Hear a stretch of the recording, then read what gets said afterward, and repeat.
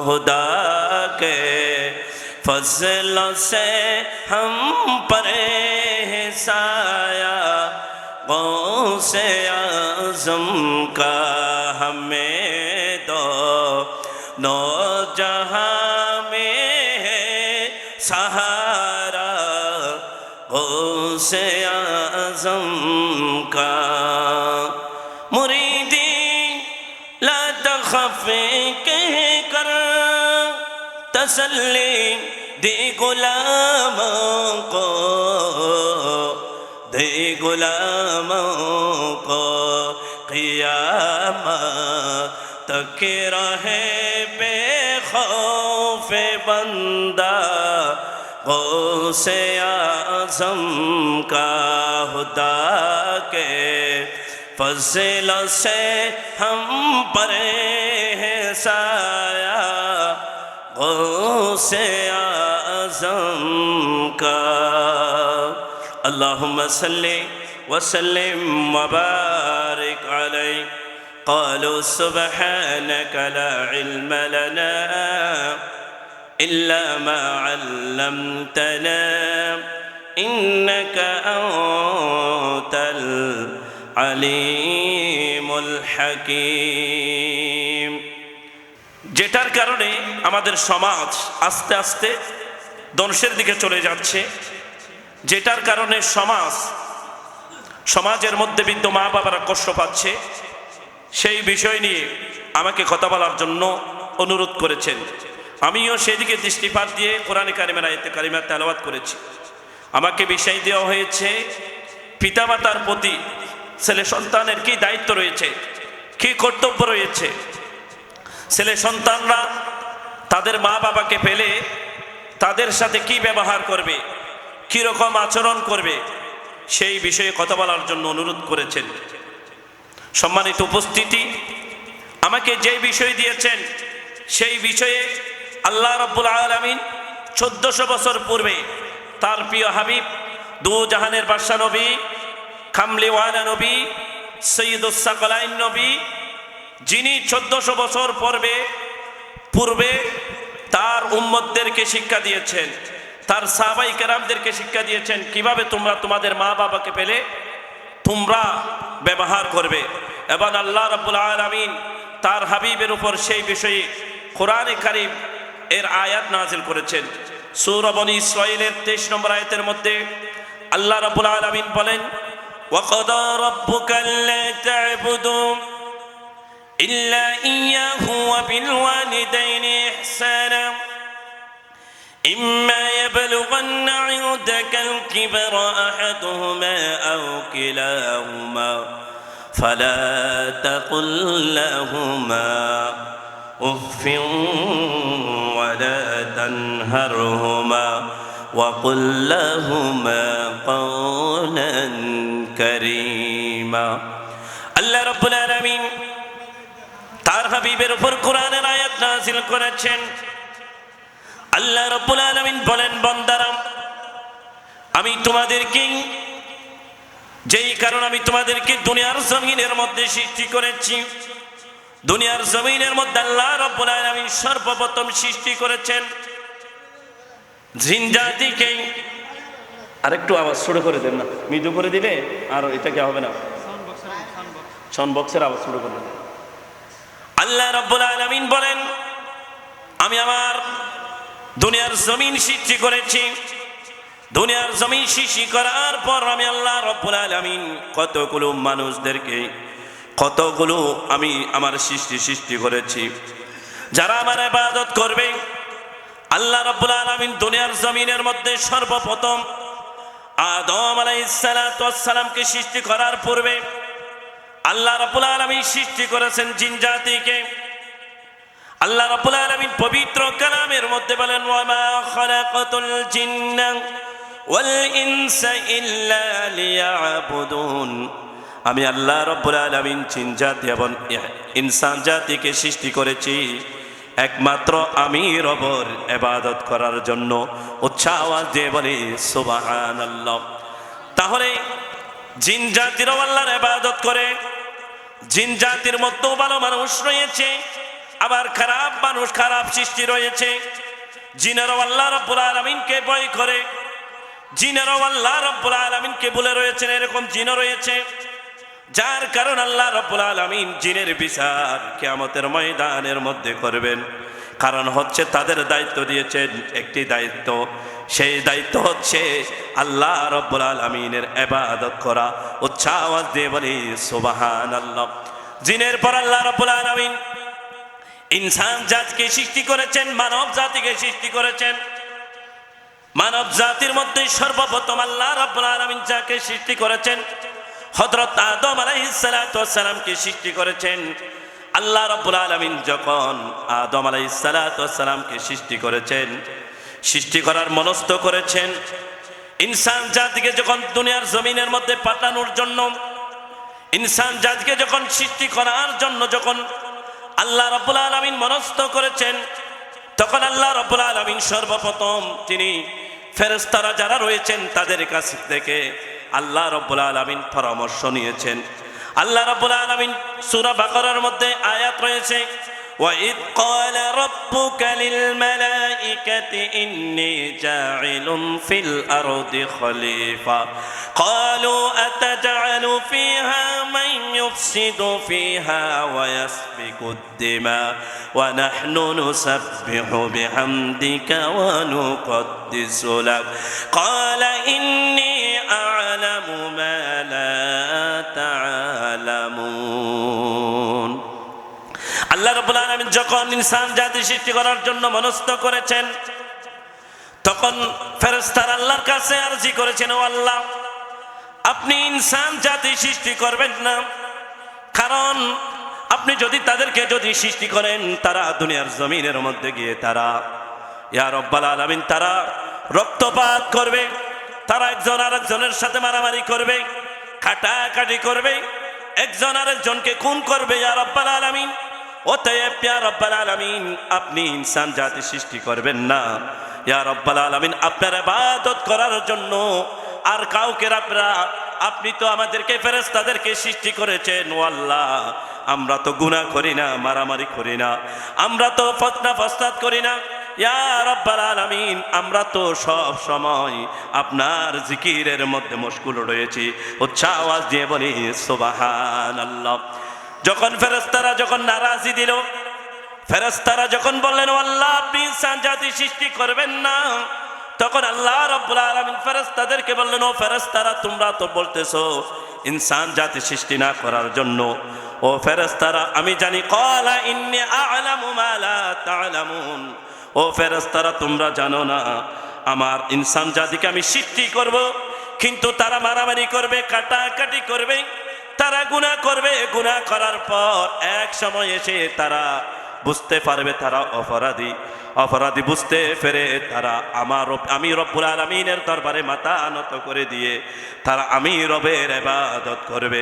উচ্চ আওয়াজ দিয়ে বলি সুবহানাল্লাহ। তাহলে আল্লাহ রাব্বুল আলামিন আমাদেরকে কেন সৃষ্টি করেছে বলেন না? আল্লাহর ইবাদত করার জন্য। কিসের জন্য? ইবাদত করার জন্য।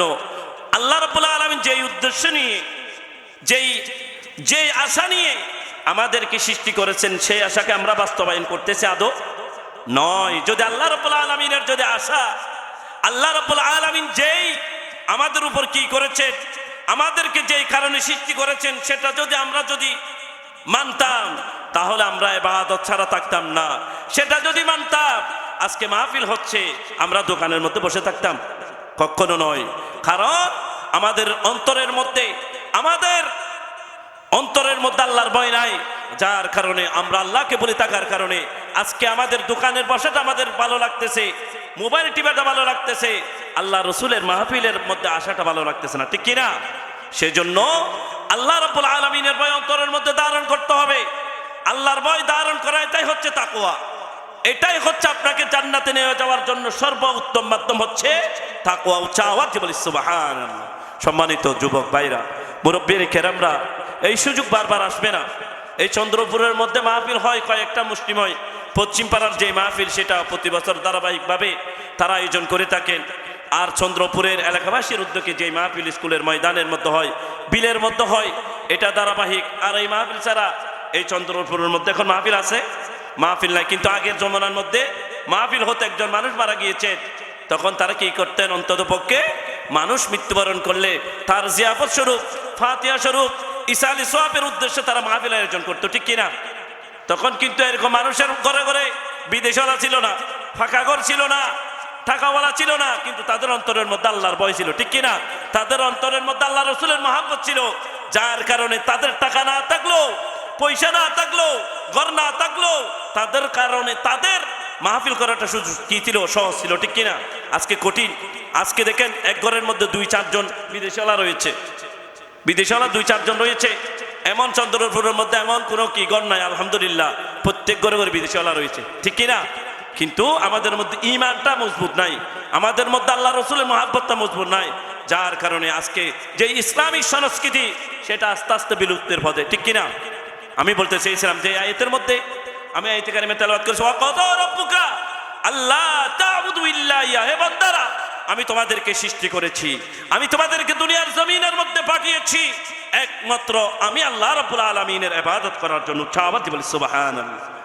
আল্লাহ রাব্বুল আলামিন বলেন, বান্দারা আমি তোমাদেরকে, আমি রব্বুল আলামিন আমার ইবাদত করার জন্য সৃষ্টি করেছি। বান্দারা দুনিয়ার জমিনের মধ্যে আমার ইবাদত করার পর তোমাদের উপর কোন কাজটা ফরজ করেছি, কোন কাজটা তোমাদের করা দরকার, কোন কাজটা আমি আল্লাহ রাব্বুল আলামিনের ইবাদত করার পর তোমরা কোন কাজটা করবা। আল্লাহ রাব্বুল আলামিন একই আয়াতের মধ্যে, একই লাইনের মধ্যে, একই সূরার মধ্যে আল্লাহ রাব্বুল আলামিন বলে দিয়েছেন, ও বান্দারা তোমরা আমার ইবাদত করবা, তোমরা আমি আল্লাহ রাব্বুল আলামিনকে বলে থাকবে না। আমি ইবাদত করার পর আমি আল্লাহ রাব্বুল আলামিন তোমাদের উপর আরেকটা কাজ আমি নির্ধারণ করে দিয়েছি, সেটা হচ্ছে ওয়াবিল ওয়ালিদাইনি ইহসানা। উচ্চ আওয়াজ দিয়ে বলি সুবহানাল্লাহ। ওয়াবিল ওয়ালিদাইনি ইহসানা, এই শব্দের অর্থ কি? এই শব্দের মাহাত্ম্য কি?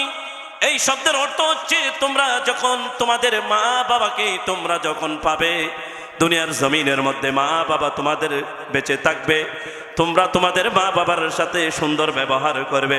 উচ্চ আওয়াজ দিয়ে বলি সুবহানাল্লাহ। তাহলে আল্লাহ আমি মুরব্বিয়ান কেরামদেরকে একটু বলবো মনোযোগ দেওয়ার জন্য। আপনাদের মনোযোগ চলে গেলে আমার মনোযোগও ছুটে যাবে। তাহলে আপনারা ওয়াজ শুনে মাথা পাবেন না, আমিও করে মাথা পাবো না।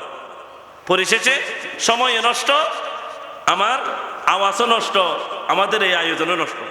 তো বলতে চেয়েছিলাম আল্লাহর ইবাদত, আল্লাহ রাব্বুল আলামিন কি বলেছেন? ওয়াবিল ওয়ালিদাইনি ইহসানা, আমি আল্লাহর ইবাদতের উপর তোমাদের উপর সর্বোত্তম কাজ, ফরজ কাজ হচ্ছে তোমাদের মা বাবার সাথে সুন্দর ব্যবহার করা। উচ্চ আওয়াজ দিয়ে বলি সুবহানাল্লাহ। এখন আমরা আল্লাহর ইবাদত করি না, আল্লাহর হক আদায় করি না, বরঞ্চ আল্লাহর হক বিনষ্ট করতেছি। এবং যেই মা বাবা আমাদেরকে জন্ম দিয়েছেন, যেই মা বাবা আমাদেরকে মানুষ করেছেন, ওই মা বাবার হক আমরা আদায় করতেছি না।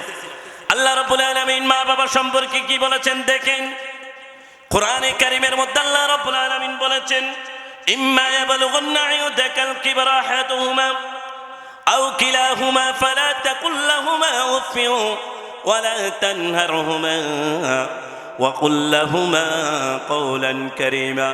আল্লাহ রাব্বুল আলামিন বলেন, ও আমার বান্দারা, তোমরা যখন তোমার মা বাবাকে যখন দুনিয়ার জমিনের মধ্যে পাবে, তোমার মা বাবাকে বৃদ্ধ অবস্থার মধ্যে পেয়েছ, তোমার মা বাবাকে তোমরা বার্ধক্য অবস্থার মধ্যে পেয়েছ, যেই সময়ের মধ্যে তোমার মা চলতে পারে না, হাঁটতে পারে না, তোমার বাবা বৃদ্ধ হয়ে গিয়েছে, যার কারণে তোমার বাবা ভালো মতন হাঁটতে পারে না, চলতে পারে না, ওই অবস্থার মধ্যে পেয়েছ, ওই অবস্থার মধ্যে তুমি তোমার মা বাবা যখন বৃদ্ধ হয়ে যাবে, তোমার মা বৃদ্ধ হয়ে গেলে ছোট বাচ্চার মতন হয়ে যাবে, তোমার বাবা যখন বৃদ্ধ হয়ে যাবে তখন ছোট বাচ্চার মতন হয়ে যাবে। ছোট বাচ্চাদের হাত কি? ছোট বাচ্চাদের হাসিয়ত হচ্ছে তুমি একটা কথা বলেছ, তখন তোমার কাছ থেকে এই কথা বলার পর তিনি আবার জিজ্ঞেস করবে, বাবা এটা কি? একটা কাজ করার জন্য নিষেধ করেছ, তোমার বাচ্চা ওই কাজ আরো বারবার করবে। যেভাবে তোমার বাবার উপর তুমি বিরক্ত হও না, যেভাবে তুমি তোমার ছোট বাচ্চার উপর বিরক্ত হও না, বারবার দোষ করার পর তুমি তাকে ছেড়ে দাও, তার অপরাধকে অপরাধ মনে করো না, তেমনি ভাবে তুমি তোমার বাবা যখন বৃদ্ধ হয়ে যাবে তোমার মা যখন বৃদ্ধ হয়ে যাবে, তারা ছোট বাচ্চার মতন হয়ে যাবে। তুমি একটা কথা বলেছো, সেটা কিছুক্ষণ পর আবার জিজ্ঞেস করবে, বাবা কি বলেছো? এমন আচরণ করবে, ছোট বাচ্চাদের মতন আচরণ করবে। তোমরা ওই আচরণের কারণে তোমরা উহ শব্দ পর্যন্ত উচ্চারণ করবে না। আওয়াজ দিয়ে বলি সুবহানাল্লাহ। উহ শব্দ তুমি উচ্চারণ করবে না। তাদের কথার কারণে, তাদের ব্যবহারের কারণে তুমি বিরক্ত হবে না, বরঞ্চ তুমি যেভাবে তোমার সাথে যেভাবে ছোটবেলার মধ্যে তোমার মা বাবা তোমাকে একটা কথা বারবার বলে বলে তোমাকে শিক্ষা দিয়েছে, বারবার বলে বলে তোমাকে কি করেছেন, সাবধান করেছেন, বারবার বলে বলে তোমারকে খুশি রেখেছেন, তেমনি ভাবে তোমার মা বাবাকে একটা কথা বারবার বলে বলে করতে হবে। এটা তো কোরআনের আয়াত। এবার আসেন আল্লাহর হাবিব কি বলেন দেখেন মা বাবার ব্যাপারে। আল্লাহ রসুলের কাছ থেকে হযরতে আব্দুল্লাহ ইবনে মাসউদ রাদিয়াল্লাহু তাআলা আনহু হাদিস বর্ণনা করতেছেন। তিনি বলতেছেন, ক্বালা সাআলতুন নবী সাল্লাল্লাহু আলাইহি ওয়াসাল্লাম, এক ব্যক্তি আল্লাহ রসুলের কাছে আসলেন, ইয়া রাসূলুল্লাহ আইয়ুল আমালি আহাব্বু ইলাল্লাহ, ইয়া রাসূলুল্লাহ আল্লাহ রাব্বুল আলামিনের দরবারে সবচেয়ে পছন্দনীয় আমল কি? আল্লাহ রসুল বলতেছেন, প্রথমে বলতেছেন ক্বালাস সালাতু লিওয়াক্তিহা। আল্লাহ রসুল বলতেছেন আল্লাহ রাব্বুল আলামিন ওই কাজ বেশি পছন্দ করেন, ওই কাজকে আল্লাহ রাব্বুল আলামিন বেশি পছন্দ করেন যেই কাজ হচ্ছে আমার বান্দাদের উপর যখন নামাজ ফরজ হয়েছে, ওই নামাজের জন্য যখন আজান দেওয়া হয়, মুয়াজ্জিন হাইয়া আলাস সালাহ হাইয়া আলাল ফালাহ বলে, যখন মুয়াজ্জিন আজান দেয়, আজান যখন কর্ণকহরে যায় আমার মুমিন বান্দাদের উপর, তখন ওই বান্দা তিনি তার হাতের কাজকে পিছনে ফেলে, তিনি তার ব্যবসাকে পিছনে ফেলে, তিনি তার চাকরিকে পিছনে ফেলে আমার যেই বান্দা ওয়াক্ত মতো নামাজ আদায় করে, ওই কাজটা আল্লাহ রাব্বুল আলামিনের দরবারে সবচেয়ে বেশি পছন্দনীয়। আওয়াজ দিয়ে বলি সুবহানাল্লাহ। দ্বিতীয়ত আল্লাহ রাসূল থেকে আবার প্রশ্ন করা হলো, সুম্মা ইয়া রাসূলুল্লাহ ইয়া হাবিবাল্লাহ, তারপর কোন কাজটা আল্লাহ রাব্বুল আলামিনের দরবারে বেশি পছন্দনীয়? আল্লাহর হাবিব বলতেছেন, ক্বালা বিরুল ওয়ালিদাইন। আল্লাহ রাব্বুল আলামিনের দরবারে সবচেয়ে বেশি পছন্দনীয়, আল্লাহ রাব্বুল আলামিনের দরবারে দ্বিতীয় কাজ হচ্ছে, আল্লাহ রাব্বুল আলামিনের দরবারে দ্বিতীয় কাজ হচ্ছে, যার ঘরের মধ্যে বৃদ্ধ মা বাবা রয়েছে, মা রয়েছে, বাবা রয়েছে, ওই মা বাবার যারা খেদমত করে, ওই মা বাবার যারা সেবা করে, ওই কাজটা আল্লাহ রাব্বুল আলামিনের দরবারে বেশি পছন্দনীয়। আওয়াজ দিয়ে বলি সুবহানাল্লাহ। তাহলে দ্বিতীয় নম্বর আল্লাহ রাব্বুল আলামিনের কাছে পছন্দনীয় কাজ কি? মা বাবার সেবা করা, মা বাবার সেবা করা, মা বাবার কি করা? তৃতীয় নম্বর আল্লাহ রাসূল বলতেছেন, ক্বালাল জিহাদু ফি সাবিলিল্লাহ। তৃতীয় নম্বর কাজ হচ্ছে, আল্লাহর হাবিব বলতেছেন আল্লাহ রাব্বুল আলামিনের দরবারে তৃতীয় নম্বর কাজ হচ্ছে ওই কাজ, আল্লাহ রাব্বুল আলামিনের দ্বীনকে প্রতিষ্ঠা করার জন্য কোরআনের বিরুদ্ধে কেউ কথা বলেছে, মসজিদের বিরুদ্ধে কেউ কথা বলেছে, ইসলামের বিরুদ্ধে কেউ কথা বলেছে, আপনি যদি মুমিন হয়ে থাকেন আপনি স্থির থাকতে পারবেন না, আপনি বসে থাকতে পারবেন না। তাহলে আপনার মুমিন হিসেবে আপনার প্রথম দায়িত্ব হচ্ছে, আপনি ঘরে বসে না থেকে যেই ব্যক্তি নাস্তিক, কোরআনের বিরুদ্ধে কথা বলেছে, ইসলামের বিরুদ্ধে কথা বলেছে, তার বিরুদ্ধে জিহাদ করা। আল্লাহ রসুল বলতেছেন সেই কাজটা আল্লাহ রসুলের দরবারে সবচেয়ে বেশি পছন্দনীয়। আওয়াজ দিয়ে বলি সুবহানাল্লাহ। তাহলে আল্লাহ রাব্বুল আলামিনের দরবারে তিনটি কাজ বেশি পছন্দনীয়। একটা কি? ওয়াক্ত মতো নামাজ আদায় করা। দ্বিতীয় নম্বর হচ্ছে পিতামাতার, বৃদ্ধ পিতামাতার কি করা? খেদমত করা। তৃতীয় নম্বর হচ্ছে আল্লাহ রাস্তার মধ্যে ক্বালাল জিহাদু ফি সাবিলিল্লাহ, আল্লাহ রাস্তার মধ্যে কি করা? জিহাদ করা। শুধু তাই নয়, আল্লাহর হাবিব থেকে হযরত আব্দুল্লাহ ইবনে আমর রাদিয়াল্লাহু তাআলা আনহু হাদিস বর্ণনা করতেছেন, পিতামাতার ব্যাপারে আল্লাহর হাবিব কি বলেছেন একটু শুনেন। আল্লাহর হাবিব থেকে জিজ্ঞেস করা হলো, আল্লাহর হাবিব বলতেছেন, আল্লাহর হাবিব বলেছেন, রিদাল রাব্বা ফি রিদাল ওয়ালিদি ওয়া সাখাতার রাব্বি ফি সাখাতিল ওয়ালিদাইন। পিতামাতারা দেখেন আল্লাহ রাব্বুল আলামিন কত নিয়ামত করে পিতামাতাকে আপনাদের কাছে পাঠিয়েছেন। আল্লাহ রাব্বুল আলামিনের দরবারে পিতামাতার খেদমত করা কত পছন্দনীয়। আল্লাহ রসুল থেকে হযরত আমর রাদিয়াল্লাহু তাআলা আনহু বলতেছেন, আল্লাহ রাব্বুল আলামিন ওই বান্দার উপর রাজি হয়ে যায়, খুশি হয়ে যায়। ওই বান্দাকে আল্লাহ রাব্বুল আলামিন পছন্দ করে। যেই বান্দা পিতা মাতাকে পেয়েছেন দুনিয়ার জমিনের মধ্যে, পিতা মাতাকে পাওয়ার পর ওই পিতা মাতার খেদমত যেই বান্দা করেছেন, করে করে পিতা মাতাকে রাজি খুশি করতে পেরেছেন, পিতা মাতা যেই ছেলে সন্তানের উপর রাজি হয়ে গিয়েছেন, আল্লাহ তাআলা বলতেছেন ওই বান্দা দুনিয়ার জমিনের মধ্যে সকলের কাছে গৃহীত হতে পারে। ওই বান্দা দুনিয়ার জমিনের মধ্যে সর্বনিকৃষ্ট ব্যক্তি হতে পারে, গরিব ব্যক্তি হতে পারে, কালো ব্যক্তি হতে পারে, কিন্তু আল্লাহ রাব্বুল আলামিন বলতেছেন ওই বান্দার উপর আমি আল্লাহ রাব্বুল আলামিন রাজি হয়ে গেলাম, খুশি হয়ে গেলাম। উচ্চ আওয়াজ দিয়ে বলি সুবহানাল্লাহ। কার উপর আল্লাহ রাজি হয়ে গেছে?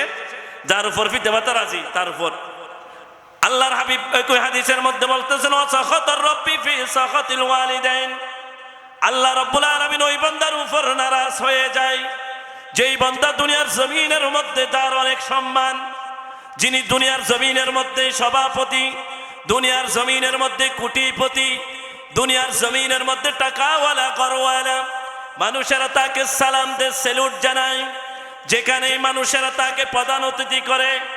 কিন্তু দুনিয়ার জমিনের মধ্যে ওই বান্দা মা বাবাকে কষ্ট দেওয়ার কারণে মা বাবা তার উপর নারাজ হয়ে গিয়েছেন, মা বাবা তার উপর অসন্তুষ্ট হয়ে গিয়েছে, মা বাবাকে দেখভাল করে না, মা বাবার খোঁজ খবর নাই না, যার কারণে মা বাবা তার উপর নারাজ হয়ে গিয়েছেন। আল্লাহ তাআলা বলতেছেন ও বান্দা তুমি দুনিয়ার জমিনের মধ্যে দানশীল ব্যক্তি হতে পারো, নামাজি ব্যক্তি হতে পারো, কয়েকবার মক্কার জমিনের মধ্যে গিয়ে কয়েক লক্ষ টাকা খরচ করে তুমি হজ করতে পারো, কিন্তু তোমার মা বাবা তোমার উপর নারাজ হয়ে যাওয়ার কারণে আমি আল্লাহ রাব্বুল আলামিন তোমার উপর নারাজ হয়ে গেলাম। উচ্চ আওয়াজ দিয়ে বলি নাউজুবিল্লাহ। তাহলে মা বাবা যদি আপনার উপর নারাজ হয়ে যায়, আপনি যদি একবার যদি হজ করেন, কোটি টাকার মালিকও হন, তাহলে আল্লাহ কে নারাজ হয়ে যাবেন? আল্লাহ নারাজ হয়ে যাবেন। এটা কার কথা? হাদিসের কথা, হাদিস কারিমার কথা। মিশকাত শরীফের হাদিস, পৃষ্ঠা নম্বর হচ্ছে 419 নম্বর পৃষ্ঠার মধ্যে এই হাদিসটি এসেছেন, এবং বুখারী শরীফের মধ্যেও এই হাদিসটি লিপিবদ্ধ করা হয়েছে। মা বাবা নারাজ, তোমার দুনিয়ার জমিনের মধ্যে তুমি সম্মানের মালিক হতে পারো, টাকার মালিক হতে পারো, আল্লাহ তাআলা বলতেছেন তুমি নামাজি হতে পারো, কিন্তু আমি তোমার উপর নারাজ কি হব না, রাজি হব না, খুশি হব না। মা বাবা নারাজ হওয়ার কারণে তুমি জাহান্নামের মধ্যে যাবে। উচ্চ আওয়াজে বলি নাউজুবিল্লাহ।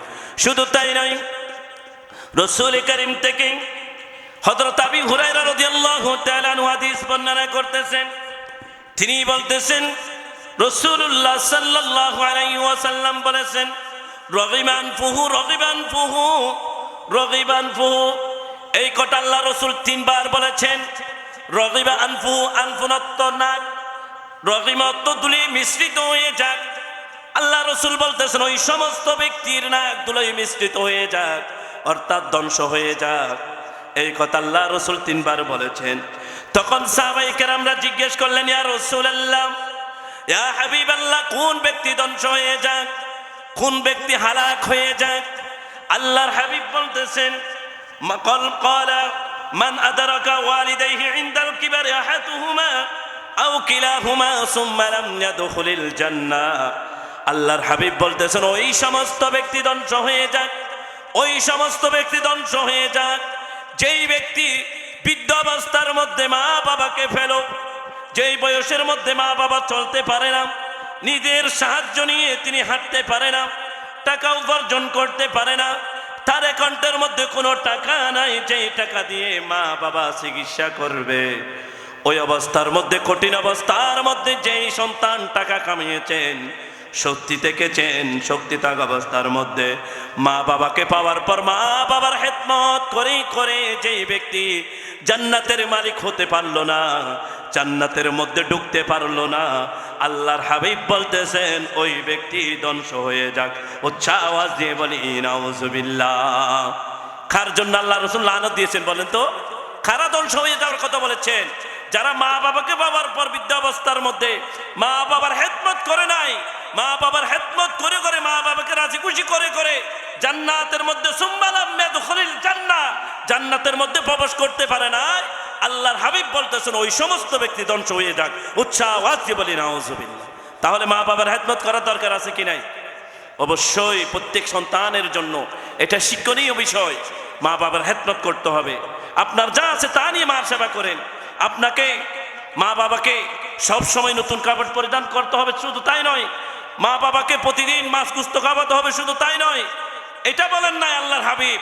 আল্লাহর হাবিব বলেছেন তুমি দিন মজুর 100 টাকা 300 টাকা কামাই করো, ওই টাকা দিয়ে তুমি কি করো, তোমার মা বাবার যতটুকু পারো সাধ্য অনুযায়ী মা বাবার পাশে দাঁড়াও, মা বাবাকে খুশি করার চেষ্টা করো, তাহলে তুমি জান্নাতি হয়ে যাবে। আওয়াজ দিয়ে বলি সুবহান। শুধু তাই নয়, রাসূল করিম সাল্লাল্লাহু আলাইহি ওয়াসাল্লাম থেকে জিজ্ঞেস করা হলো আনাবি উমামা রাদিয়াল্লাহু তাআলা আনহু আন্না রাজুলান, একজন ব্যক্তি আল্লাহ রাসূলের কাছে আসলো, বললেন ইয়া রাসূলুল্লাহ মা আহাকুল ওয়ালিদ আলা ওয়ালাদিহিমা, ইয়া রাসূলুল্লাহ ইয়া হাবিবাল্লাহ, ছেলে সন্তানের উপর মা বাবার উপর ছেলে সন্তানের হক কি রয়েছে? তখন আল্লাহর হাবিব কি জবাব দিয়েছেন দেখেন, কি চমৎকার জবাব দিয়েছেন। হুমা জান্নাতুকা ওয়া নারুকা, তোমার মা বাবা হচ্ছে তোমার জন্য জান্নাত, আর তোমার মা বাবা ওয়া নারুকা, তোমার মা বাবা তোমার জন্য জাহান্নাম। এই হাদিসের অর্থ আপনারা এখনো বোঝেন নাই, এই হাদিসের মাতাত আপনারা এজু বোঝেন নাই। আল্লাহর হাবিব বলেছেন তোমার মা বাবা তোমার জন্য জান্নাত, আর তোমার মা বাবা তোমার জন্য জাহান্নাম। এর অর্থ হচ্ছে তুমি যদি মা বাবাকে যদি খেদমত করে করে তুমি যদি মা বাবাকে রাজি খুশি করতে পারো, মা বাবার মন জয় করতে পারো, তাহলে তোমার ওই মা বাবা তোমার জন্য নিয়ামত হয়ে যাবে, তোমার ওই মা বাবা তোমাকে জান্নাতের মধ্যে নিয়ে যাবে।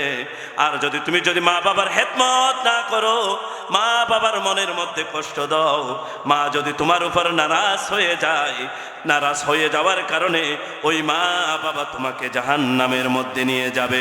উচ্চ আওয়াজ দিয়ে বলি নাউজুবিল্লাহ। তাহলে মা বাবা তোমার জন্য জান্নাতও, আবার মা বাবা তোমার জন্য কিও জাহান্নামও। সেজন্য মা বাবার কি করতে হবে? খেদমত করতে হবে। শুধু তাই নয়, একজন সাহাবী, ওই সাহাবীর নাম হচ্ছে জাহিমা নামক একজন সাহাবী আল্লাহ রসুলের কাছে আসলেন। ইয়া রাসূলুল্লাহ সাল্লাল্লাহু আলাইহি ওয়াসাল্লাম, আমি তো এমন যুবক, আমার তো অনেক শক্তি রয়েছে,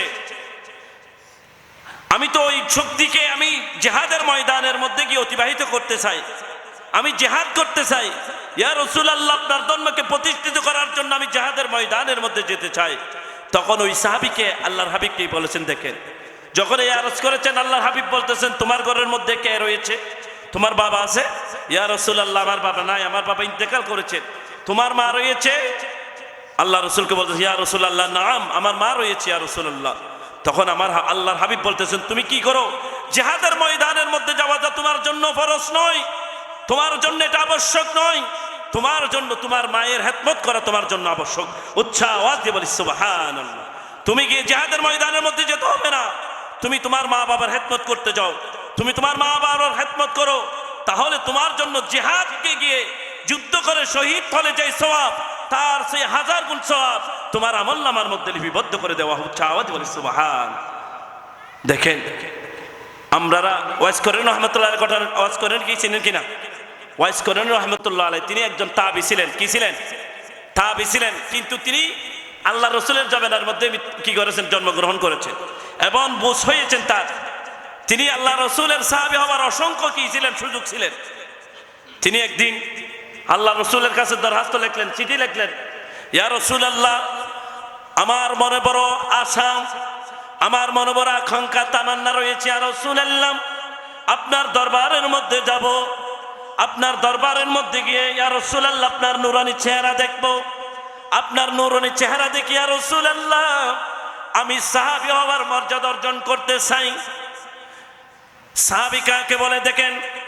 সাহাবী বলা হয় যিনি আল্লাহ রসুলকে জীবিত অবস্থার মধ্যে ঈমান অবস্থার মধ্যে দেখেছেন এবং ঈমান অবস্থার মধ্যে ওই সাহাবী ইন্তেকাল করেছেন, ওই ব্যক্তি ইন্তেকাল করেছেন, তাকে সাহাবী বলা হয়। সাহাবীর মর্যাদা কেমন? আল্লাহ রসুলকে যারা দেখেছেন তাদের মর্যাদা কেমন দেখেন। দুনিয়ার জমিনের মধ্যে যতগুলি আল্লাহ রাব্বুল আলামিনের আউলিয়া কেরাম রয়েছেন, যারা দিন রাত আল্লাহ রাব্বুল আলামিনকে রাজি খুশি করার জন্য কষ্ট করেছেন, তাহাজ্জুদের নামাজ কাজা করেন নাই, যারা দ্বীনের উপর ইস্তেকামত থেকেছেন, শরীয়তের উপর ইস্তেকামত থেকেছেন, তাদেরকেই বলা হয় আউলিয়ায়ে কেরাম, যাদের ব্যাপারে আল্লাহ রাব্বুল আলামিন বলেছেন আলা ইন্না আউলিয়া আল্লাহি লা খাউফুন আলাইহিম ওয়া লা হুম ইয়াহজানুন। আউলিয়ায়ে কেরামের মর্যাদা হচ্ছে কেমন দেখেন, যারা আউলিয়ায়ে কেরাম তাদের ব্যাপারে আল্লাহ রাব্বুল আলামিন বলেন, যারা নেককার ব্যক্তি, যাদেরকে আল্লাহ রাব্বুল আলামিন তাদেরকে বন্ধু স্বরূপ গ্রহণ করেছেন, তাদেরকে বন্ধুর সাথে তুলনা করেছেন, তাদের ব্যাপারে বলেছেন লা খাউফুন আলাইহিম ওয়া লা হুম ইয়াহজানুন। যারা আউলিয়ায়ে কেরাম আমি আল্লাহ রাব্বুল আলামিনকে রাজি খুশি করেছেন, তাদের কোনো টেনশন নাই, তাদের কোনো ভয় নাই, তারা হচ্ছে আমি আল্লাহ রাব্বুল আলামিনের বন্ধু। উচ্চ আওয়াজ দিয়ে বলি সুবহানাল্লাহ। আর সাহাবায়ে কেরাম কারা দেখেন, সাহাবায়ে কেরামের মর্যাদা কত দেখেন। দুনিয়ার জমিনের মধ্যে যত আউলিয়ায়ে কেরাম রয়েছেন, তাদেরকে যদি এক পাল্লার মধ্যে রাখা হয়, আর একজন সাহাবী যিনি আল্লাহ রসুলের উপর ঈমান এনেছেন, আল্লাহ রসুলকে দেখেছেন এবং ঈমানের উপর ইস্তেকামত থেকে যেই ব্যক্তি ইন্তেকাল করেছেন, তাদের মর্যাদা হচ্ছে একজন সাহাবী ঘোড়া দূরে গিয়েছেন, ওই ঘোড়ার পায়ের নিচের মধ্যে যেই বালি রেখেছেন, ওই বালিকে যদি এক পাল্লার মধ্যে রাখা হয়, নিঃসন্দেহ ওই সাহাবীর বালু কি হয়ে যাবেন, বাড়ি হয়ে যাবেন। উচ্চ আওয়াজ দিয়ে বলি সুবহানাল্লাহ। এরকম সাহাবীর মর্যাদা হযরত ওয়াইস আল করনী রাহমাতুল্লাহি আলাইহি তিনি সুযোগ হাতছাড়া করে দিয়েছেন। তিনি আল্লাহ রসুলের কাছে বাগদাদ থেকে তিনি করন নামক শহর থেকে চিঠি লিখলেন, ইয়া রাসূলুল্লাহ ইয়া হাবিবাল্লাহ, আমার ইচ্ছে করে আপনার দরবারের মধ্যে গিয়ে আপনার হাতের মধ্যে হাত রেখে বায়াত গ্রহণ করার জন্য, ইয়া রাসূলুল্লাহ আমার ইচ্ছা করে, কিন্তু ইয়া রাসূলুল্লাহ আমি যদি আপনার দরবারের মধ্যে যাই, আপনার চেহারা দেখতে যাই, ইয়া রাসূলুল্লাহ আমার ঘরের মধ্যে বৃদ্ধ মা রয়েছে, ওই বৃদ্ধ মায়ের খেদমত করার জন্য কেউ নাই। এই কথা বলে আল্লাহ রসুলের কাছে চিঠি লিখলেন। আল্লাহ রসুল চিঠি পাওয়ার পর ওয়াজ করণী রহমাতুল্লাহি আলাইহি চিঠি দিলেন। ওয়াজ করণীকে বললেন, ওয়াজ করণী তুমি সাহাবী হওয়ার জন্য, আমাকে দেখার জন্য, মক্কার জমিনের মধ্যে আসার জন্য তামান্না করেছো। ওয়াজ করণী তোমাকে মক্কার জমিনের মধ্যে আসতে হবে না, আমি আল্লাহ রসুল তোমাকে আদেশ দিলাম, তোমার ঘরের মধ্যে বৃদ্ধ মা রয়েছে, ওই বৃদ্ধ মায়ের তুমি খেদমত করতে থাকো। উচ্চ আওয়াজ দিয়ে বলি সুবহানাল্লাহ। কে বলেছেন? আল্লাহর হাবিব বলেছেন, তুমি ইরাক থেকে, বাগদাদ থেকে আমাকে দেখার জন্য আসতে হবে না, তুমি তোমার মায়ের খেদমত করো। ওয়াইস করণী চিঠি পাওয়ার পর তিনি আর মক্কার জমিনের মধ্যে গেলেন না, আল্লাহ রসুলকে দেখার জন্য গেলেন না, তিনি মায়ের খেদমত করতেছেন। ওইদিকে আল্লাহ রসুল হযরত উমর ফারুক রাদিয়াল্লাহু তাআলা আনহুকে বলে গেলেন, ও উমর, আমি তো দুনিয়া থেকে সরে যাব, কিন্তু আমার একজন পাগল ছিল বাগদাদের জমিনের মধ্যে, যিনি আমাকে মহাব্বত করেছিল, যিনি উহুদের ময়দানের মধ্যে আমার দন্দন শহীদ হয়েছিল, যে ওয়াজ করণী আমার দন্দন মোবারকের শহীদ হওয়ার ঘটনা শুনে তিনি তার সমস্ত দাঁত, তিনি তার মুখ থেকে তার দন্দন মুবারকগুলো তিনি কি করে দিলেন? শহীদ করে দিলেন। তিনি মনে করেছিলেন, ওয়াজ করণী রাহমাতুল্লাহি আলাইহি তিনি মনে করেছেন উহুদের ময়দানের মধ্যে প্রথম তিনি মনে করলেন হয়তো আমার রসুলের প্রথম দাঁত, সামনের দাঁতগুলো কি হয়েছে, শহীদ হয়ে গিয়েছে। তখন ওয়াজ করণী যে উহুদের ময়দানে আমার রসুল ইসলামকে প্রতিষ্ঠা করার জন্য দাঁত শহীদ করেছেন, ওই দাঁত আমিও রাখবো না, আমার রসুলের দাঁত কি হয়েছে, শহীদ হয়েছে, আমি ওয়াজ করণী কিভাবে ওই দাঁত নিয়ে আমি কিভাবে দুনিয়ার জমিনের মধ্যে বাঁচবো। তিনি সর্বপ্রথম সামনের দাঁত ভাঙলেন, আবার মনে করতেছেন না আমার রসুলের সামনের দাঁত ভাঙেন নাই, সামনের পাশের দাঁত ভেঙেছেন, এটা ভেঙেছেন, আবার মনে করতেছেন এটা ভাঙেন নাই, এটা ভেঙেছেন। এভাবে করতে করতে ওয়াজ করণী রাহমাতুল্লাহি আলাইহি সমস্ত দাঁত তিনি তার শরীর থেকে আলাদা করে দিলেন। এমন ভালোবাসতেন আল্লাহর রসুলকে। কিন্তু ওই ওয়াজ করণী আল্লাহ রসুলকে এত ভালোবাসার পরেও তিনি তার মায়ের সেবা করার জন্য আল্লাহ রসুলের দরবারের মধ্যে গেলেন না। আল্লাহ রসুল তিনি দুনিয়া থেকে চলে যাওয়ার পর উমর রাদিয়াল্লাহু তাআলা আনহুকে বলে দিলেন, ও উমর, আমি চলে যাব, আমার ওয়াজ করণী কিন্তু আমি চলে যাওয়ার পর আমার জিয়ারত করার জন্য ওয়াজ করণী ঠিকই এই আমার দেশের মধ্যে আসবে। ও উমর, আবু বকরের জমানার মধ্যে ওয়াজ করণী আসবেন না, আবু বকরের জমানার মধ্যে ওয়াজ করণী আমার জিয়ারতের জন্য আসবে না। ও উমর, তোমার শাসন আমলের মধ্যে ওয়াজ করনি আমার রওজা মুবারক জিয়ারত করার জন্য আসবে। ওমর, তুমি একটা কাজ করবা, ওয়াইজ করণী যদি আসে, ওয়াইজ করণীকে যদি তুমি পাও, তাহলে ওয়াইজ করণীকে দিয়ে আল্লাহর দরবারে দোয়া করবা। কারণ হচ্ছে আল্লাহ রাব্বুল আলামিনের দরবারে তোমার দোয়া কবুল না হতে পারে, দুনিয়ার জমিনের কোনো মানুষের দোয়া কবুল না হতে পারে, কিন্তু ওয়াইজ করণীর দোয়া আল্লাহ রাব্বুল আলামিন কবুল করবেন। উচ্চ আওয়াজ দিয়ে বলি সুবহানাল্লাহ। যাকে বলা হয় মুস্তাজাবুদ দাওয়া, মুস্তাজাবুদ দাওয়া, মুস্তাজাবুদ দাওয়া বলা হয় যাদের দোয়া করতে দেরি, দোয়া আল্লাহ ফিরে দেয় না, তাদের দোয়ার মধ্যে কোনো পর্দা থাকে না, আল্লাহ সাথে সাথে দোয়া কবুল করেন। হযরত উমর ফারুক রাদিয়াল্লাহু তাআলা আনহু, তিনি যখন এই করণ নামক শহর থেকে কোনো কাফের আসতেন, ওয়াইজ করণীর সন্ধানে তিনি ঘুরতেন। একদিন খবর পেলেন ওয়াইজ করণী রাহমাতুল্লাহি আলাইহি আল্লাহ রাসূলের জিয়ারতের মধ্যে আসলেন। তখন উমর রাদিয়াল্লাহু তাআলা আনহু ওয়াইজ করণী রাহমাতুল্লাহি আলাইহি রাদিয়াল্লাহু তাআলা আনহুর দরবারের মধ্যে গেলেন, বললেন ওয়াইজ করণী, আমি অনেক দিন তোমার তালাশের মধ্যে ছিলাম। যখন এই বাগদাদ থেকে কোনো কাফের আসতো, আমি তাদের কাছ থেকে জিজ্ঞেস করতাম এখানে ওয়াজ করণী নামক কেউ আছে কিনা। আজকে আমি নিশ্চিত হলাম তুমি ওয়াজ করণী বাগদাদ থেকে এসেছো, করণ নামক শহর থেকে আল্লাহ রসুলের জিয়ারতের জন্য এসেছো। ওয়াজ করণী আমি তোমার কাছে এসেছি, একটু আমার জন্য দোয়া করো, আমার ওই যে আমার ফজারা রয়েছেন তাদের জন্য একটু দোয়া করো। ওয়াজ করণী আশ্চর্য হয়ে গেলেন। ওয়াজ করণী বলতেছেন, ও উমর, তুমি তো আল্লাহ রাব্বুল আলামিন তোমাকে অর্ধজাহানের খলিফা বানিয়েছেন, তোমার ব্যাপার আল্লাহ রাব্বুল আলামিন আশারে মুবাশশারা 10 জন সাহাবীর মধ্যে তুমি অন্যতম সাহাবী, তোমার দোয়া তো আল্লাহ রাব্বুল আলামিন কবুল করবেন। ও উমর, তুমি কেন আমাকে কেন দোয়া করতে বলতেছো? তখন উমর রাদিয়াল্লাহু তাআলা আনহু বলতেছেন, ও ওয়াজ করণী, তুমি তো তোমাকে চিনতে পারলে না, তুমি তো কোনো সাধারণ মানুষ নয়, তুমি আল্লাহ রসুলের দরবারের মধ্যে আসো নাই মায়ের খেদমত করার জন্য, আল্লাহ রসুলের দরবারের মধ্যে এসে তুমি সাহাবী হতে পারো নাই, তাবি হয়েছো, সাহাবীকে দেখার তোমার সৌভাগ্য হয়েছে। কিন্তু আল্লাহ রসুল আজকে থেকে অনেকদিন আগে বলে গিয়েছেন তুমি আমার শাসন আমলের মধ্যে মদিনার জমিনের মধ্যে আসবে, আল্লাহ রসুলকে জিয়ারত করার জন্য আসবে। আল্লাহ রসুল বলেছেন তোমাকে দিয়ে দোয়া করার জন্য, কারণ দুনিয়ার জমিনের মধ্যে এমন একজন ব্যক্তি তুমি, তোমার দোয়া আল্লাহ রাব্বুল আলামিন ফিরিয়ে দেবেন না। উচ্চ আওয়াজ দিয়ে বলি সুবহানাল্লাহ। ওয়াজ করণীকে যখন এই কথা বলতেছেন, ওয়াজ করণী রাহমাতুল্লাহি আলাইহি চোখের পানি ছেড়ে দিলেন, কান্নাকাটি করতেছেন। তিনি বলতেছেন, আমার রসুলকে আদৌকে আমাকে এটা বলেছেন, আমার রসুল কি বলে গিয়েছেন আমার দোয়া কবুল হবে, আল্লাহ রসুলকে আমার কথা স্মরণ করেছেন, আমার কথা বলে গিয়েছেন, এটা বলে ওয়াজ করণী রাহমাতুল্লাহি আলাইহি কান্না করে দিয়েছেন। উচ্চ আওয়াজ দিয়ে বলি সুবহানাল্লাহ। তাহলে এখান থেকে শিক্ষণীয় কি আছে বলেন তো? তিনি মুস্তাজাবুদ দাওয়া কেন হয়েছেন? কারণ হচ্ছে তিনি মায়ের সেবা করেছেন। কি করেছেন? মায়ের সেবা করার কারণে তিনি আল্লাহ রসুলের দরবারের মধ্যে যান নাই, কিন্তু আল্লাহ রসুল দরবারের মধ্যে না গেলেও আল্লাহ রসুল তাকে মুস্তাজাবুদ দাওয়া হিসেবে কবুল করেছেন, এবং যার কারণে আল্লাহ রাব্বুল আলামিন এত সম্মানিত করেছেন। আওয়াজ দিয়ে বলি সুবহানাল্লাহ।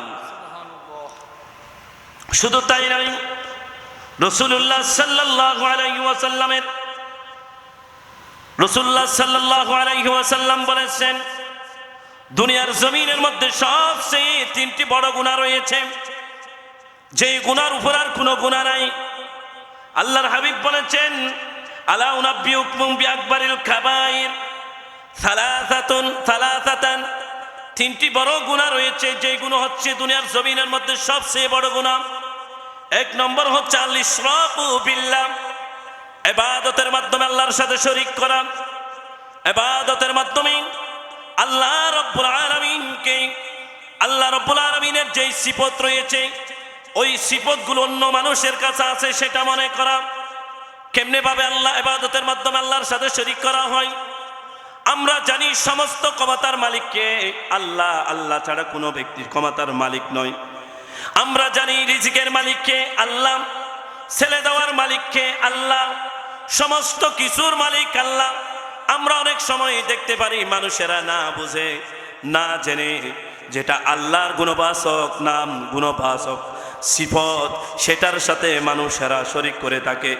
অনেক সময় বলে থাকে আমি অসুস্থ, অসুস্থ থেকে একমাত্র আমার অমুক বাজির কারণে আমি সুস্থ হয়েছি, এটা বলা শিরিক। অমুক বাজের কারণে তুমি শিরকি হয় না, সুস্থ হয় নাই।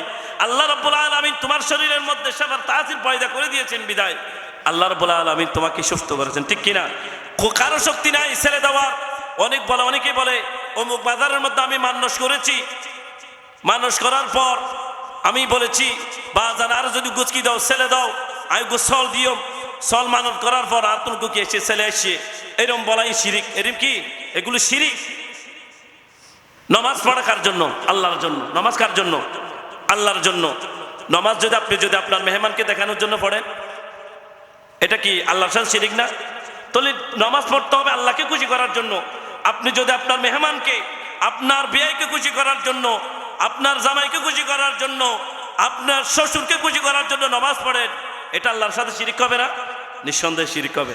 আমরা কিন্তু এটা ছোট শিরিক হলো না জানতো মনে হয় আমাদের আপাত দৃষ্টিতে এটা শিরিক নয়, কিন্তু এটা শিরিক। এটা একদিকে রিয়া রূপ দেখানো ইবাদত, আরেকদিকে শিরিক। তো আল্লাহ তাআলা বলতেছেন শিরিকের গুনাহ হচ্ছে দুনিয়ার জমিনের মধ্যে সবচেয়ে বড় গুনাহ। আরেকটা হচ্ছে উকুকুল ওয়ালিদাইন, মা বাবার অবাধ্য হওয়া। মা বাবার কি হওয়া? অবাধ্য হওয়া। মা বাবার কি হওয়া? মা বাবা কোনো কাজ করার জন্য নিষেধ করেছেন, সেই কাজ থেকে বিরত থাকবেন। মা বাপ যে কাজ করলে মা বাপ নারাজ হয়ে যায়, সেই কাজ থেকে বিরত থাকবেন। সেটা আল্লাহ রাব্বুল আলামিন বলতে, এটা তো বড় শিরিক। আরেকটা হচ্ছে ওয়াশাহাদুজ জুর ওয়া কাউলুজ জুর, মিথ্যা কথা বলা, মিথ্যা কথা বলা এবং মিথ্যা সাক্ষী দেওয়া। মিথ্যা কথা আমরা বলি কিনা? যেখানে মিথ্যা বলতে হবে সেখানেও মিথ্যা বলি, যেখানে মিথ্যা বলতে হবে না, যেটা মিথ্যা না বললে আপনি বেঁচে যেতে পারবেন, সেখানে আমরা মিথ্যা বলি, ঠিক কিনা? এবং মিথ্যা সাক্ষ্য দেওয়া। আপনি কথা একটা শুনেন নাই, অমুক ব্যক্তি এটা বলেছেন, আপনি অনুমান করে বলে দিয়েছেন হ্যাঁ আমি শুনেছি, এটা হচ্ছে মিথ্যা সাক্ষী। এটা কি? মিথ্যা সাক্ষী। এটা হচ্ছে সবচেয়ে বড় গুনাহ। আল্লাহর হাবিব বলতেছেন এটা সবচেয়ে বড় গুনাহ। এই তিনটে কাজ থেকে তোমরা বিরত থাকবে। শুধু তাই নয়, রাসূলুল্লাহ সাল্লাল্লাহু আলাইহি ওয়াসাল্লাম থেকে হযরত আব্দুল্লাহ ইবনে আমর রাদিয়াল্লাহু তাআলা আনহু হাদিস বর্ণনা করেন। তিনি বলেছেন রাসূল করিম সাল্লাল্লাহু আলাইহি ওয়াসাল্লাম বলেছেন, লা ইয়াদখুলুল জান্নাতা মান্নান ওয়ালা আকুন ওয়ালা মুদখিলুন। তিন ব্যক্তি জান্নাতের মধ্যে প্রবেশ করতে পারবে না। কয় ব্যক্তি? তিন ব্যক্তি। লা ইয়াদখুলুল জান্নাতা মান্নান, এক নম্বর ব্যক্তি জান্নাতের মধ্যে প্রবেশ করতে পারবে না, জান্নাত তার জন্য হারাম হয়ে যাবে।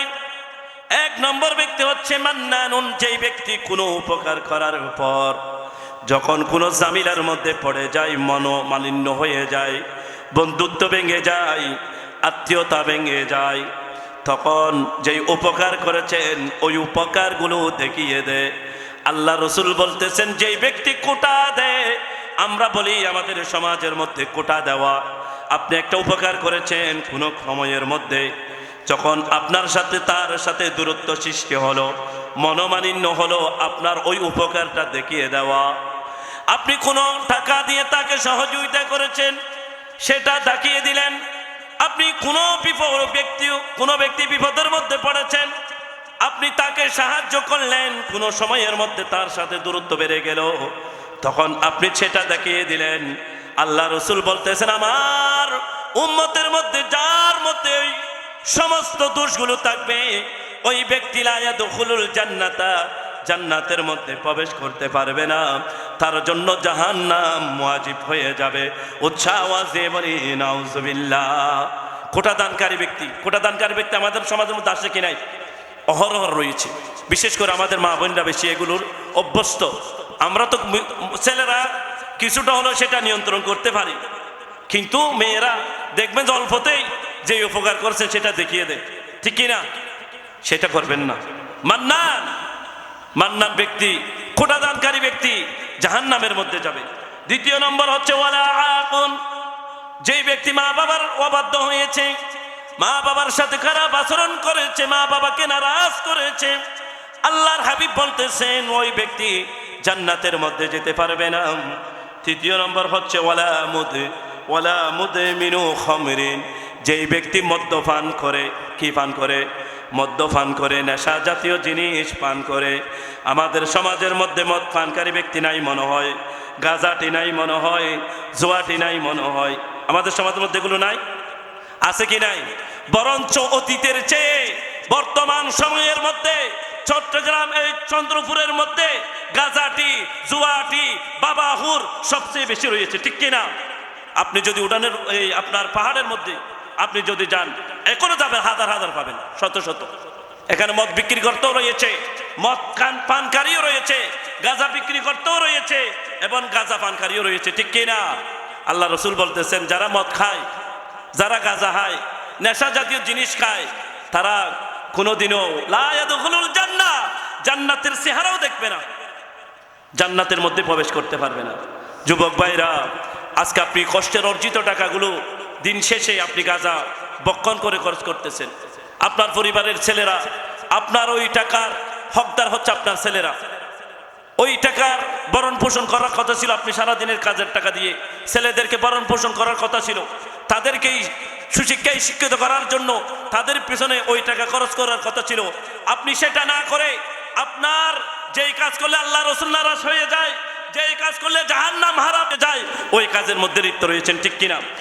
আল্লাহ রাব্বুল আলামিন পবিত্র কালামের মধ্যে, কোরআনে কারীমের মধ্যে সূরা বাকারার 219 নম্বর আয়াতের মধ্যে মতের ব্যাপারে স্পষ্ট আয়াত নাযিল করে দিলেন। আল্লাহ রাব্বুল আলামিন বলেন, ইয়াসআলুনাকা আনিল খামরি ওয়াল মাইসির কুল ফীহিমা ইথমুন কাবীর ওয়া মানাফিউ লিন-নাসি ওয়া ইথমুহুমা আকবারু মিন নাফইহিমা। উচ্চ আওয়াজ দিয়ে বলি সুবহানাল্লাহ। আল্লাহ রাব্বুল আলামিন পবিত্র কালামের মধ্যে বলেন, ইয়াসআলুনাকা আনিল খামরি ওয়াল মাইসির, ইয়া রাসূলুল্লাহ, ইয়া হাবিবাল্লাহ, আপনার উম্মতেরা আপনার কাছ থেকে মদের ব্যাপারে জিজ্ঞেস করবে। ইয়াসআলুনাকা, আপনার কাছ থেকে প্রশ্ন করবে, জিজ্ঞেস করবে, আল্লাহ রসুল থেকে জিজ্ঞেস করা হবে। আনিল খামরি ওয়াল মাইসির, মদ এবং জুয়া সম্পর্কে আপনার কাছ থেকে জিজ্ঞেস করা হবে। ইয়া রাসূলুল্লাহ, আপনি বলে দিন, কুল ফীহিমা ইসমুন কাবীরুন ওয়া মানাফিউ লিন-নাস ওয়া ইসমুহুমা আকবারু মিন নাফইহিমা। ইয়া রাসূলুল্লাহ, তাদেরকে বলে দিবা, মদ এটা হচ্ছে একটা পাপ কাজ, মদ ইসমুন এটা হচ্ছে এমন একটি কাজ যেই কাজ করলে আল্লাহ নারাজ হয়ে যায়, আল্লাহ রাব্বুল আলামিন অসন্তুষ্ট হয়ে যায়। কিন্তু মদের মধ্যে, গাঁজার মধ্যে কিছুটা আমার বান্দাদের, তারা ভক্ষণ করলে, মদ খেলে কিছুটা আপনার শরীরের উপকার হবে, কিন্তু আল্লাহ রাব্বুল আলামিন বলতেছেন, ওয়া মানাফিউ লিন-নাস ওয়া ইসমুহুম আকবারু মিন নাফইহিমা, কিন্তু তাদের যেই অল্প তাদের উপকার হবে, তার চেয়ে হাজার গুণ বেশি তাদের শরীর এবং তাদের ঈমানের মধ্যে ক্ষতি হয়ে যাবে। উচ্চ আওয়াজ দিয়ে বলি নাউজুবিল্লাহ।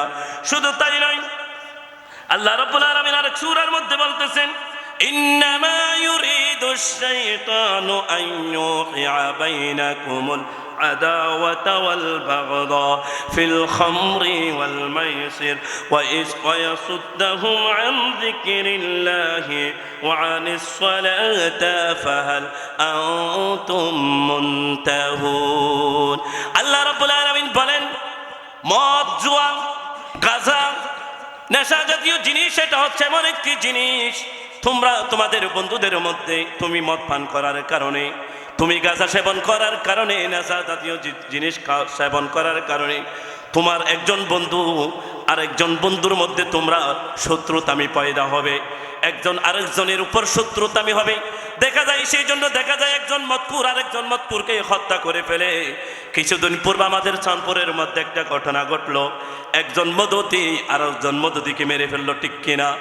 কারণ তারা দুইজন একসাথে বসে মদ খেত, একটু এদিক সেদিক হয়েছে, তাদের মাথার মধ্যে যেই মদ খাওয়ার কারণে তাদের সেন্স ঠিক থাকে না, তাদের নলেজ ঠিক থাকে না, যার কারণে তারা হিতাহিত জ্ঞান হারিয়ে ফেলে, একজন আরেকজনকে হত্যার মতন কাজ করতেও তারা দ্বিধাবোধ করে না, যার কারণে বন্ধু বন্ধুকে মারে ফেলে।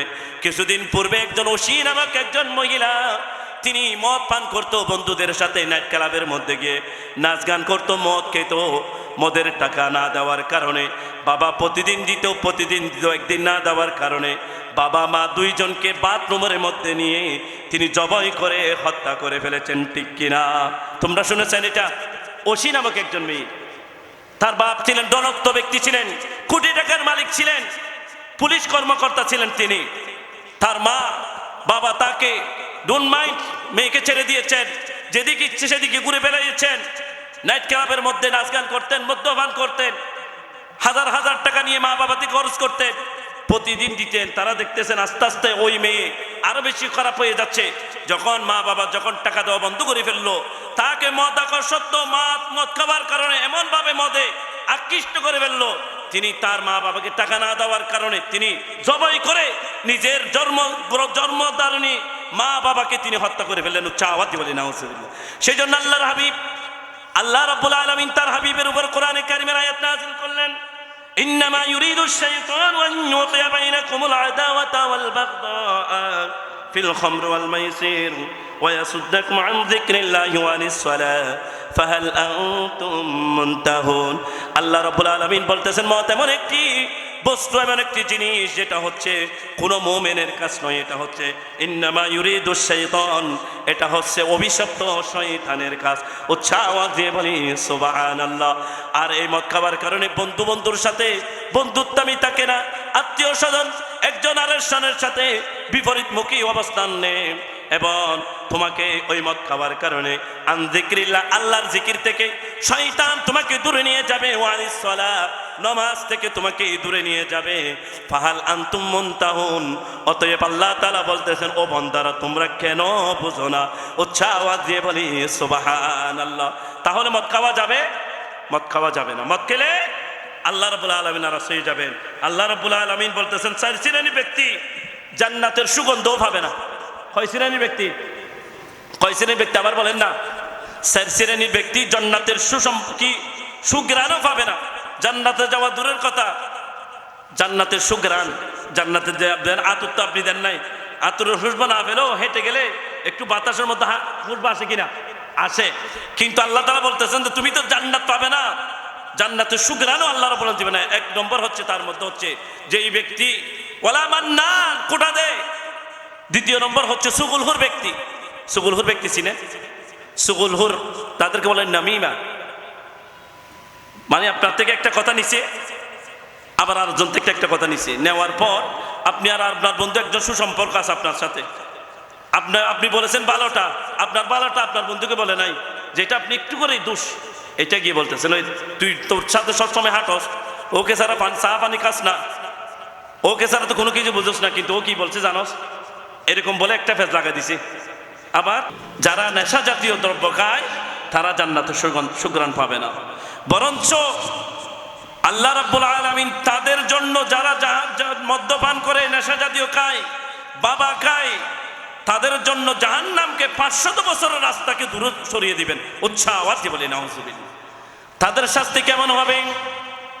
আল্লাহর হাবিব বলতেছেন, তাদেরকে আল্লাহ রাব্বুল আলামিন কিয়ামতের ময়দানের মধ্যে এমন অবস্থার মধ্যে উত্তোলন করবেন, উপস্থিত করবেন, যারা মদ্য খায় তারা পাগল অবস্থার মধ্যে উঠবে, তাদের মাথাকে স্থির রাখতে পারবে না, শরীরকে স্থির রাখতে পারবে না, তাদের জিহ্বাকে আল্লাহ রাব্বুল আলামিন পেট পর্যন্ত লম্বা করে দিবেন, এমন লম্বা করে দিবেন তাদের সিনা পর্যন্ত তাদের জিহ্বা লম্বা হয়ে যাবে, এমন দুর্গন্ধ তাদের জিহ্বা থেকে বের হবে।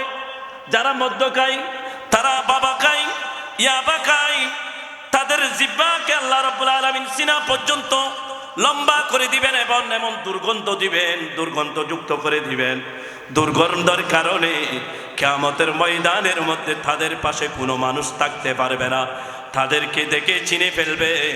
ওই ব্যক্তি দুনিয়ার জমিনের মধ্যে এমন ব্যক্তি ছিলেন, তিনি হালাল খান নাই, তিনি হারাম বস্তু খেয়েছেন, যেটা শয়তানের কাজ, যেটা খেলে শয়তান রাজি হয়ে যায়, খুশি হয়ে যায়, তার জন্য দোয়া করে শয়তান।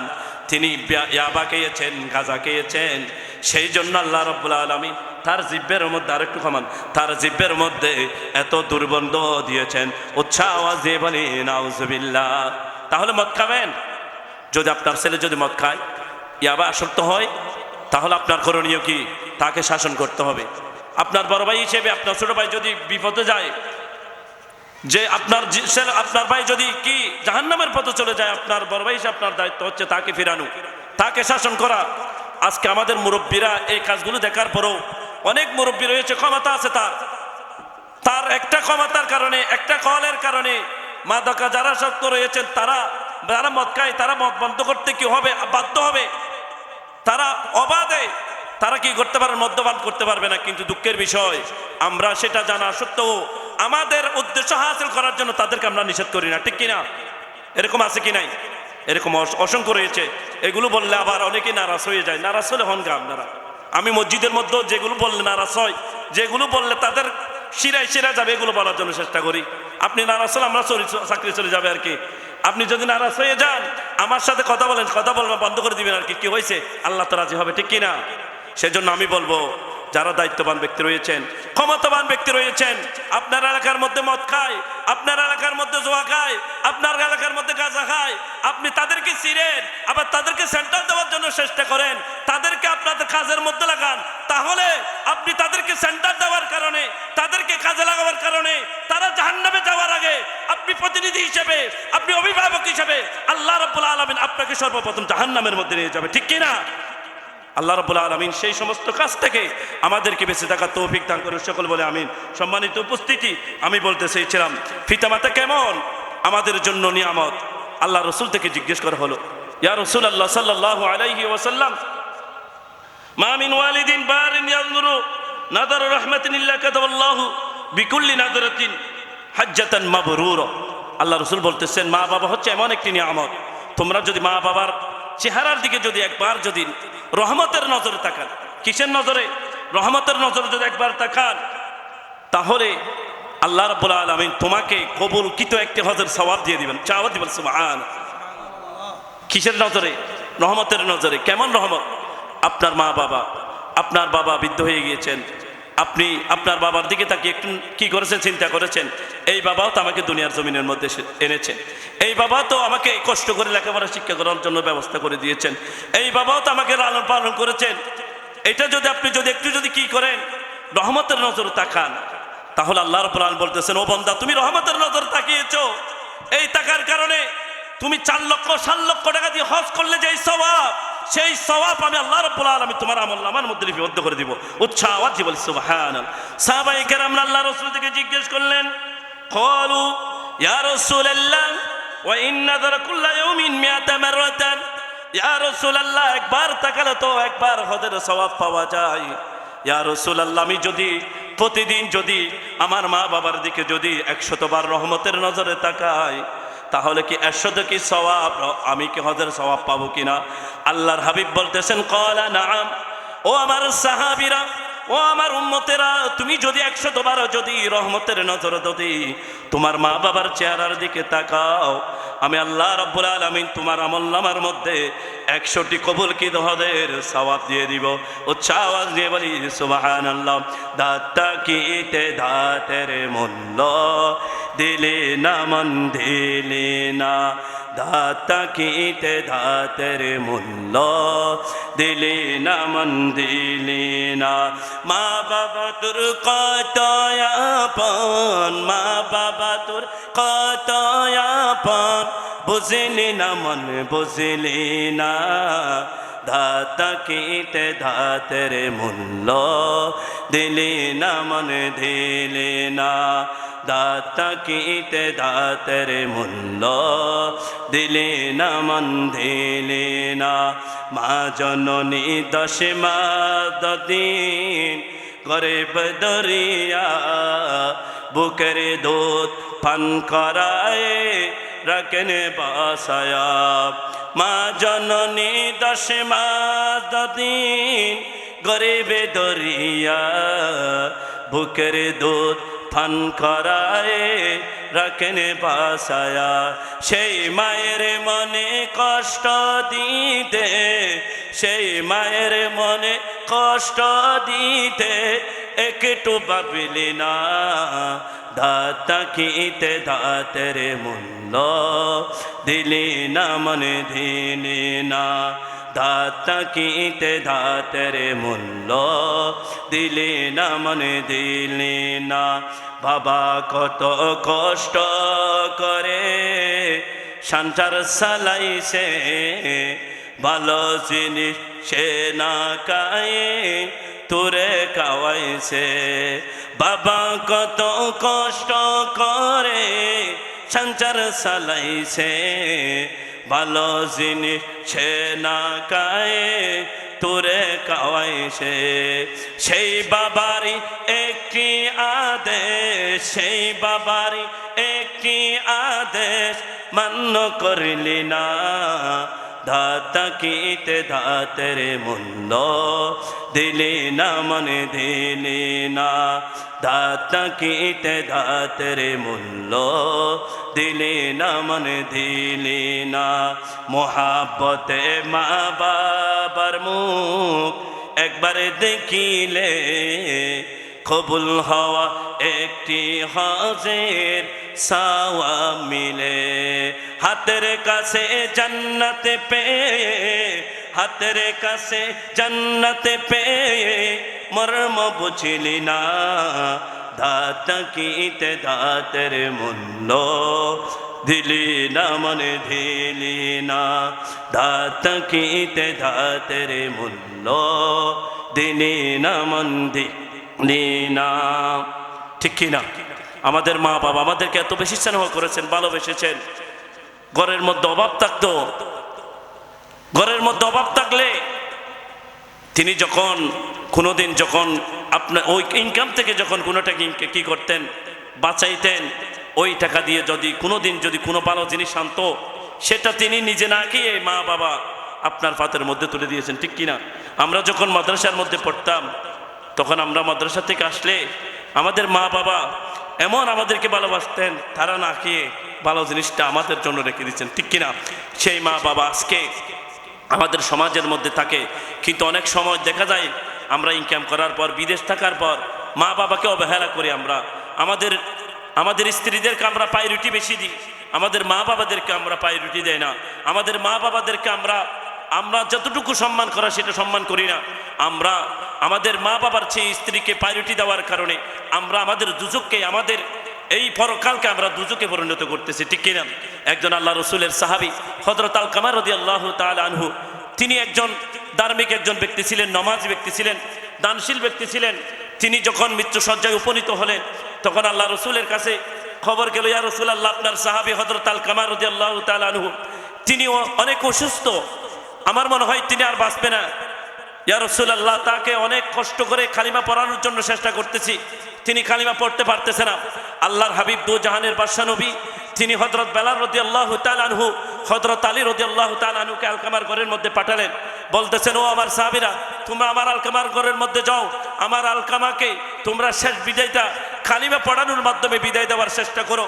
হযরত বেলাল রাদিয়াল্লাহু তাআলা আনহু এবং হযরত আলী রাদিয়াল্লাহু তাআলা আনহু হযরত সালমান ফারসি রাদিয়াল্লাহু তাআলা আনহু হযরত আলকামার ঘরের মধ্যে গেলেন অনেকক্ষণ চেষ্টা করলেন কালিমা পড়ানোর জন্য হযরত আলকামার মুখ দিয়ে জবান দিয়ে কালিমা আসতেছে না আল্লাহ রাসূলের কাছে খবর গেল আল্লাহ রাসূলকে বলা হলো ইয়া রাসূলুল্লাহ আপনার সাহাবী হযরত আলকামাকে আমরা অনেক কষ্ট করেছি অনেকবার চেষ্টা করেছি কালিমা পড়ানোর জন্য আপনার আলকামা কালিমা পড়তে পারতেছে না আল্লাহ রাসূল বলতেছেন তার ঘরের মধ্যে কি রয়েছে কোন ব্যক্তি রয়েছে তিনি বলতেছেন ইয়া রাসূলুল্লাহ ও আলকামার ঘরের মধ্যে তার স্ত্রী এবং তার মা ব্যতীত কেউ নাই আল্লাহ রসুল বলতেছেন আমাকে একটু তার ঘরের মধ্যে নিয়ে যাও আল্লাহ রসুল আর লাঠির মধ্যে বর দিয়ে আলকামার ঘরের মধ্যে গেলেন যাওয়ার পর তার মাকে জিজ্ঞেস করলেন ও আমার মা আপনার আলকামা কেমন ছিলেন তার চরিত্র কেমন ছিলেন তার স্বভাব কেমন ছিলেন আলকামার মা বলতেছেন ইয়া রাসূলুল্লাহ আমার আলকামা একজন 5 ওয়াক্ত নামাজি ব্যক্তি ছিল তিনি দানশীল ব্যক্তি ছিল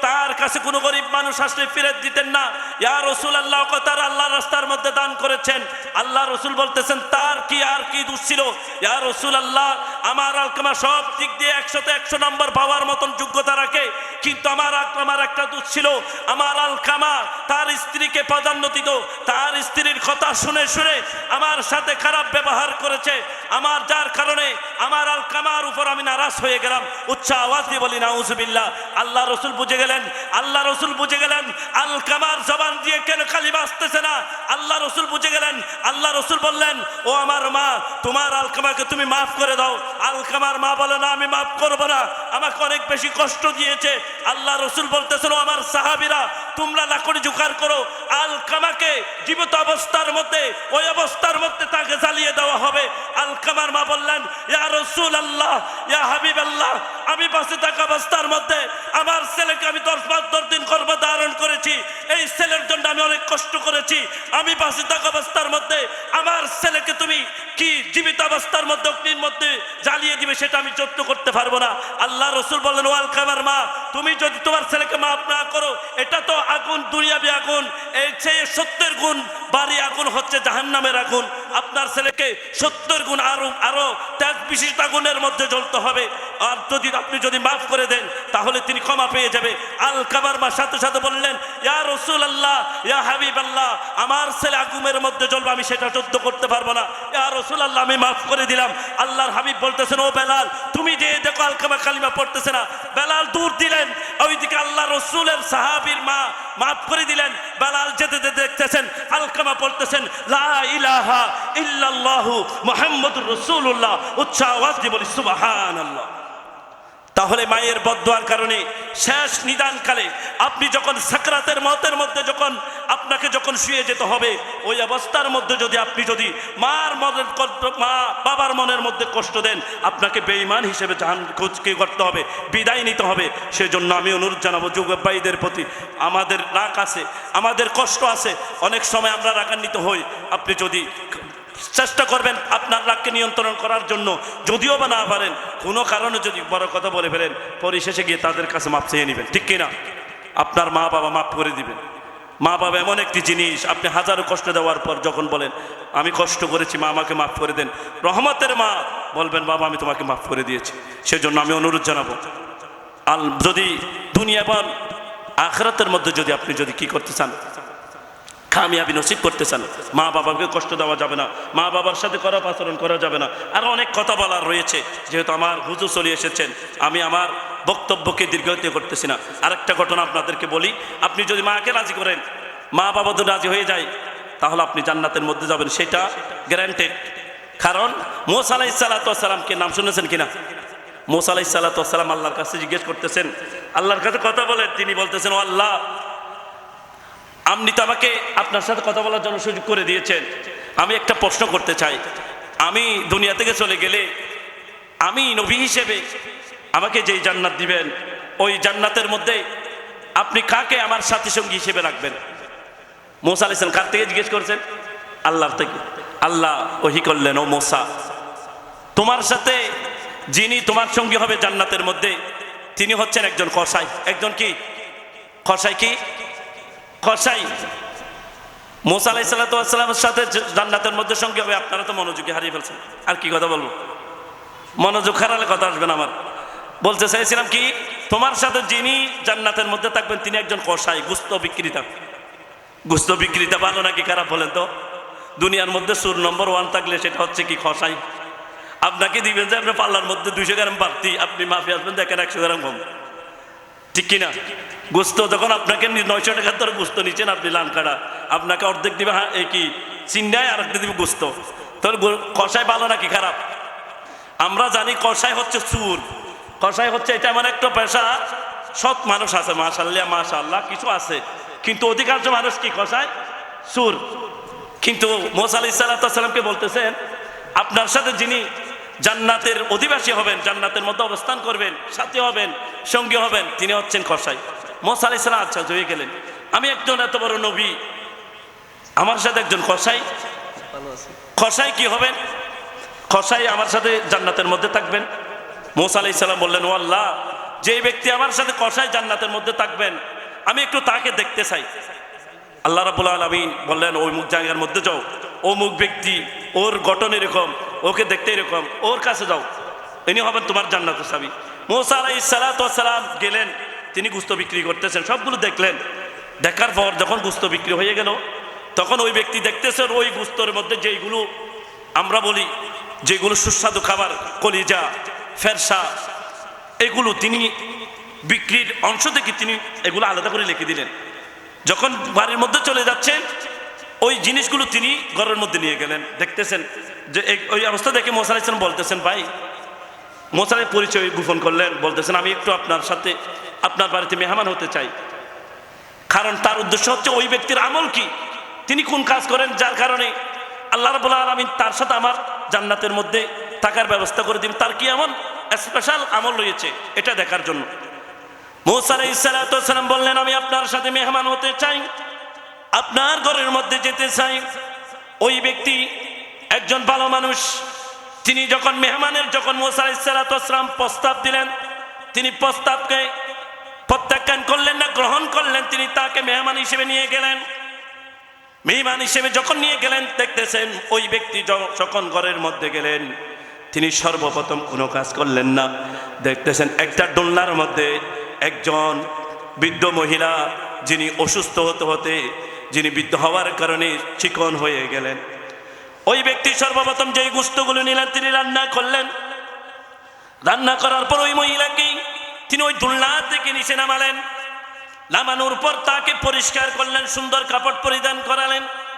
পরিধান করার পর ওই গোশত থেকে, তিনি তো গোশত খেতে পারবেন না, দাঁত নাই, তিনি কি করলেন, ওই মহামূল্যবান গোশত থেকে জুলগুলো তার তিনি টুটের মধ্যে দিচ্ছেন। ওই মাগুলো জুলগুলো খাচ্ছেন এবং জুলগুলো খাচ্ছেন।